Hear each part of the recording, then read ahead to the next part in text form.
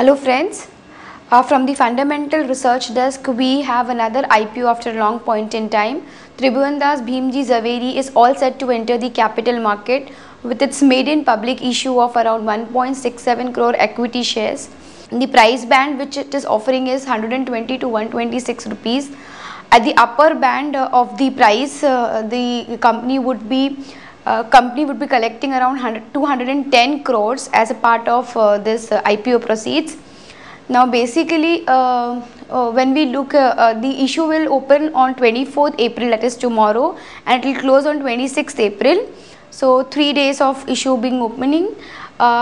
This 1.67 crore of equity shares would constitute around 25% of the equity paid up capital post issue.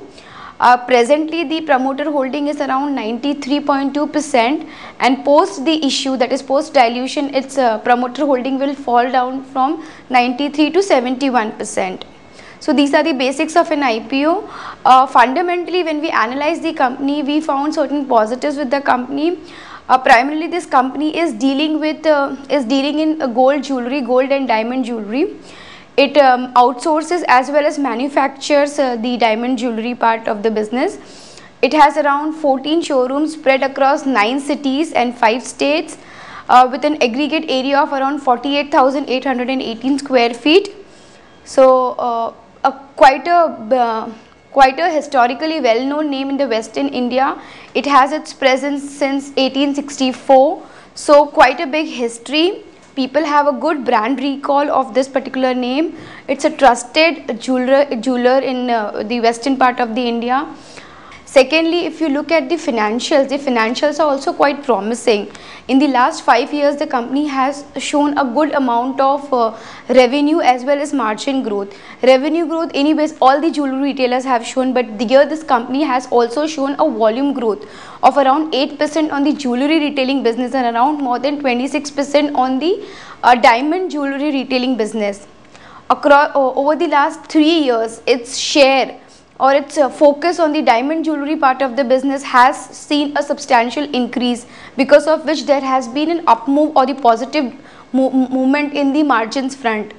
The diamond jewelry share was around 21% some 3 years back, and if you see today's numbers, that is 9 months FY12 numbers, the share is as high as 26-27%.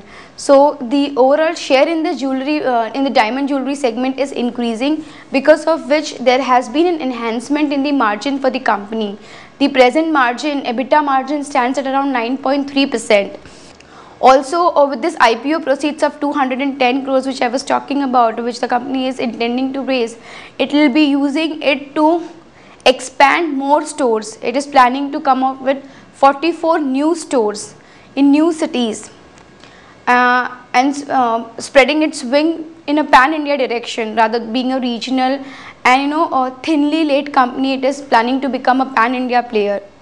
Around 20 crores would be used for setting up of these stores, while on the capex side, whereas 160 crores would be used by the company on the working capital side of the business, the inventory side, that is the gold jewelry and the diamond jewelry which it keeps. So the expansion plans are quite robust. The places where it has already done its marketing exercise, where it will be opening new stores. Initially it will be 9 cities wherein it will be opening these stores, that is in FY13. Those are the plans. We like the business model of the company. If you look at the business model, it is nicely balanced between backward integration and a forward integration. On the backward side, if you look, it does not manufacture the entire gold or entire diamond jewelry. What it does is, in the gold jewelry part of the business, it has a good rapport with 150 wholesalers and the agents and the dealers, through which it buys out or trades into gold jewelry. Whereas on the diamond front, it has its own manufacturing facility, that is at Kandivali, of measuring around 17.5 to 18,000 square feet, and has a capacity to manufacture 1 lakh carat of diamond jewelry. So on the diamond side, it is very much backward integrated with its manufacturing facility. On the gold, it outsources, because gold has a lot of designs, various elements to it. That's the reason it does outsourcing, and it has already a huge historical heritage of more than 80-85 years, which I was talking about. So that gives an edge to the company. On the front end part, if you look at its stores, the 14 stores which the company has a presence into, they are all owned in the sense they are all run by the management. They are not franchisee based. So the control is very high with the company. So in this manner, the new stores, or the 44 stores which the company is planning to set up in future, those stores itself again would be an owned store. That means it will be run and managed by the company rather than given to a franchisee to operate. So in this way, it has a huge control on the quality, it has control on the operations. All these positives will emerge out. So that is another thing which we like about the company. On the financials, as I said, the financials are quite good. Over the years, it has seen around 40% increase in the last 5 years CAGR. If I look, 40% increase in sales, or 44% increase in the margins, and around 57% increase in the net profit. So overall, very good growth on the financials front. Returns ratio, if you see, the returns on equity as high as 30%.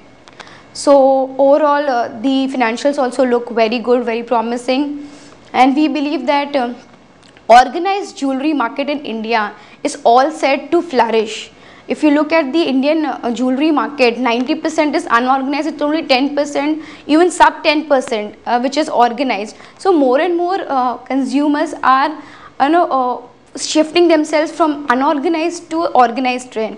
So this organized market is about to grow at a very fast pace, and Tribhuvandas Bhimji Zaveri, that is TBZ, is all set to cash on this great opportunity which is waiting in wings, and thus we believe that it offers a good opportunity to gain an exposure into this consumption space. Now talking about the valuations, at around 126 rupees, if I look at the valuation, the stock turns out to be around 12.5 times its FY12 9 months. If I just do a annualization of the 9 months FY12 earnings, it turns out to be around 12.5 times at its upper band.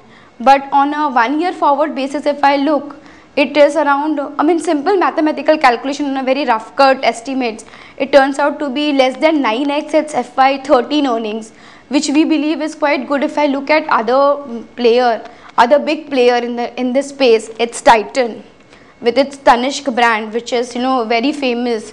So here that company is ruling at a valuation of over 35x. So here this company you have which with decent management bandwidth, with decent experience of the management, brand recall, which is available at less than 10x 1 year forward. So we feel that it's positive, and hence we have a positive view on this issue. Thank you.